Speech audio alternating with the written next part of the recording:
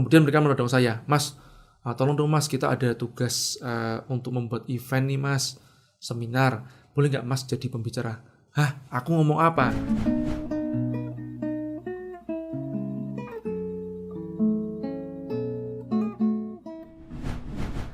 Saya pernah menuliskan artikel ini tentang kapan event pertama saya. Sebetulnya waktu itu tulisan ini itu bertujuan untuk sedikit menyindir ya teman-teman, kebanyakan teman-teman yang baru mulai bisnis terus waktu itu dapat penghargaan sudah menjadi pembicara atau motivator. Event bisnis atau seminar saya pertama kali itu 2004. Jadi 6 tahun setelah saya berbisnis. Ini yang Anda perlu tahu nih.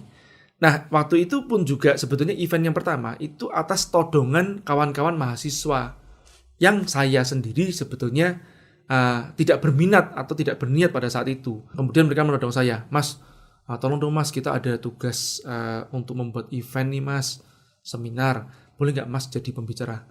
Hah, aku ngomong apa? Nah, itulah saat pertama kali saya mengadakan seminar. Dan itu pun juga saya bilang, udahlah, kamu cas silakan, tapi jangan mahal-mahal. Waktu itu dicas Rp50.000 eventnya. Dan saya nggak dibayar sesen pun, jadi duitnya buat mereka semuanya. Nah, kemudian karena saya melihat memang eventnya agak sedikit ala kadar dan pesertanya juga nggak banyak, kemudian saya berpikir untuk membuat event yang serupa kedua kalinya, tapi di hotel. Nah, event yang kedua itu saya dan tim yang mengorganize. Tapi waktu itu sekali lagi challenge saya, semua prosesnya harus menjadi studi kasus pembelajaran saya juga. Bagaimana saya bisa memulai ini semuanya tanpa duit. Jadi sejak dulu memang saya sudah merencanakan hal-hal itu akan menjadi contoh-contoh kasus di masa yang akan datang. Dan inilah challenge saya. Bagaimana membuat event tanpa duit. Oke, yang pertama, kalau kita bicara masalah event, tentu aja kita bicara masalah konsepnya lebih dahulu. Eventnya apa, judulnya apa, modalnya cuma apa sih? Desain. Oke, modalnya mulai dari desain doang. Setelah desain, modal paling utama itu adalah tiket. Kalau di zaman dulu seperti itu. Cuman di dalam tiket kan ada pernak-perniknya, venue kan. Artinya kita membutuhkan apa sih? Yang pertama, tempat.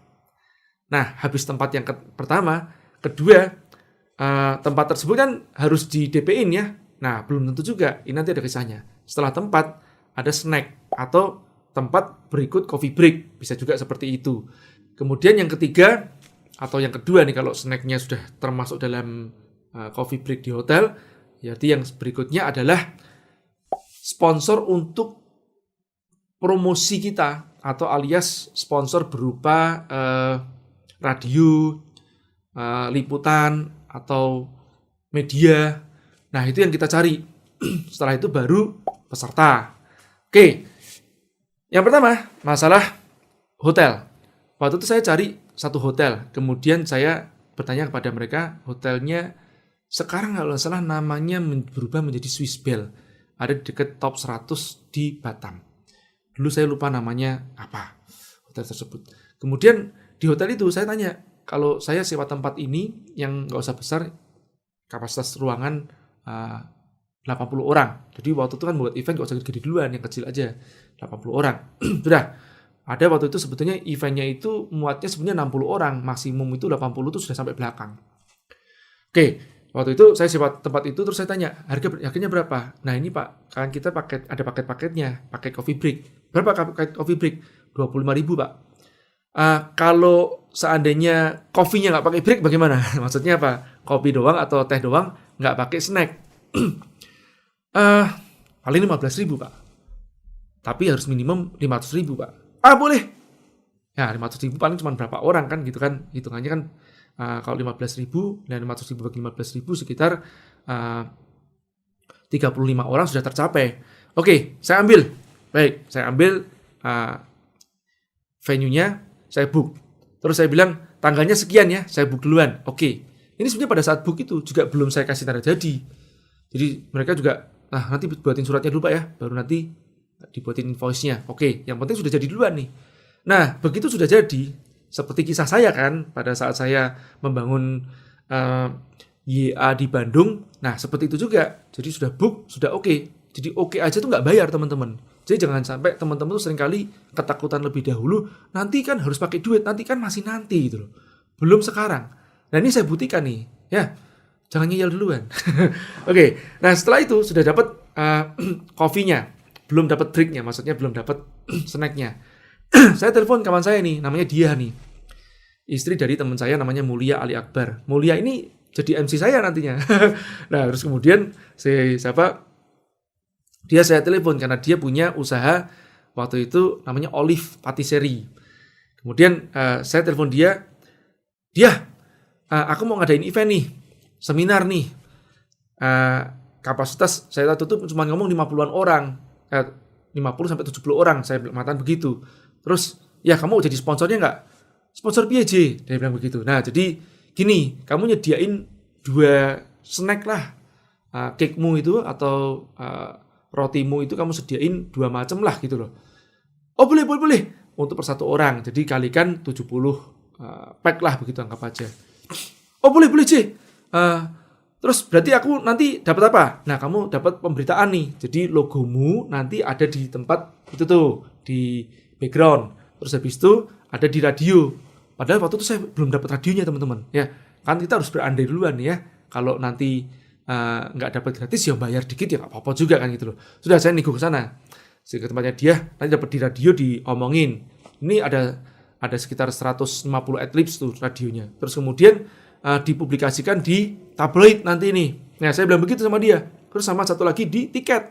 Jadi ada 3 publikasinya, 4 publikasi sama di sana nih. Satu lagi di slide atau diomongin oleh MC.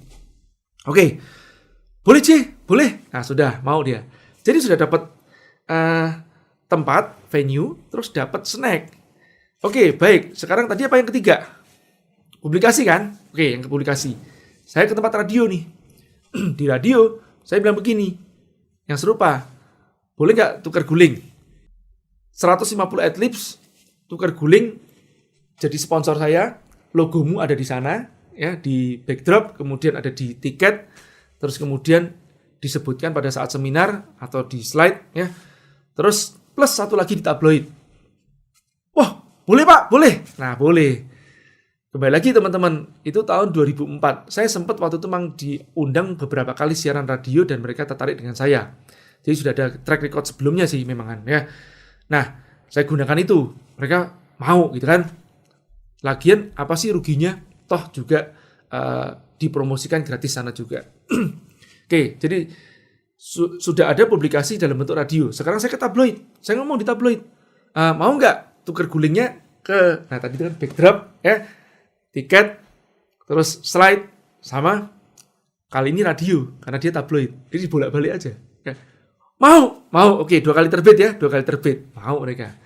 Ya, eventnya 1 bulan kemudian. Jadi waktu itu kan tabloidnya per 2 mingguan, saya lupa. 2 mingguan. Oke. Semua sudah oke. Sekarang apa nih? Saya nggak punya proyektor teman-teman. Nah saya teringat proyektor kepinjam ke siapa nih? Oh iya, saya pernah waktu itu ada teman di asosiasi manajemen namanya Pak Yulfis Wandi. Beliau menjadi manajernya di Permodalan Nasional Madani PNM. Wah, saya kontak beliau, Pak Zul, boleh nggak saya pinjem proyektornya? Saya tuker nih sebagai sponsorship, yang kayak tadi tuh, ini dan ini ya, gitu aja ya. Dan boleh Pak Jaya, pakai aja. Oh, udah. Akhirnya saya dapat proyektor nih sudah. Apalagi ya, door prize. Sudah. Saya datengin ke salah satu waktu itu wakil ketua Kadin yang ada di Batam. Terakhir beliau itu menjadi ketua Kadin juga yang ada di Batam. Namanya Bu Nada Fasa Soraya. Ini sudah seperti kayak ibu angkat saya nih di sana nih. Nah, kemudian saya datengin waktu itu. Ya, waktu itu belum bilang akrab banget ya, belum. Cuman saya datengin ibu, izin ibu. Bu Nada ini kan punya perusahaan yang jadi agen tiket ferry Batam Singapura. Nah, saya izin ibu, saya minta 4 tiket untuk door prize. Saya bilang begitu ya. Oke, J. Aku dapat apa? Ibu dapat sponsorship ke sini ya. Jadi sponsor kan dapat publikasi di sini, di situ. Wah, gitu ya. Ngomong yang serupa kayak tadi itu. Deal, oke juga akhirnya. Nah, sudah selesai semuanya, dicetak tiket. Oke. Jadi modal saya sebetulnya sungguhnya itu hanya nyetak tiket, kemudian tiketnya itu diperjualbelikan. Zaman dulu kan masih offline semuanya teman-teman. Diperjualbelikan, wih ternyata itu yang namanya venue bludak sampai 80 orang, ada yang mau berdiri di belakang. Sampai kita tuh tok masih mau daftar terus begitu loh.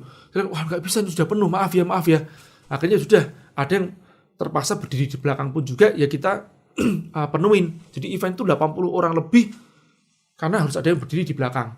Dan mau mereka. Ya sudah, kalau nggak kebagian snack nggak apa-apa ya. Mau juga mereka, yang penting dapat ilmunya. Ya sudah, itulah event yang pertama yang saya conduct. Waktu itu kalau salah saya untungnya itu sekitar 2,5 juta. Judulnya Who Wants to be an Entrepreneur. Ini adalah event pertama profesional yang saya conduct sendiri bersama tim saya. Ya, sukses berat dengan kapasitas full dan nyaris tanpa modal, kecuali modal nyetak tiket doang. Oke, apa yang Anda dapat di situ? Bahwa yang disebut namanya tukar guling, tukar bantal, tukar apapun itulah ya, itu it works, itu bisa dipraktekkan. Bisnis beneran tanpa modal, siapa bilang nggak bisa? Oh Maji, tapi kan itu kan buat event. Bagaimana dengan buat yang lain? Tunggu cerita saya berikutnya.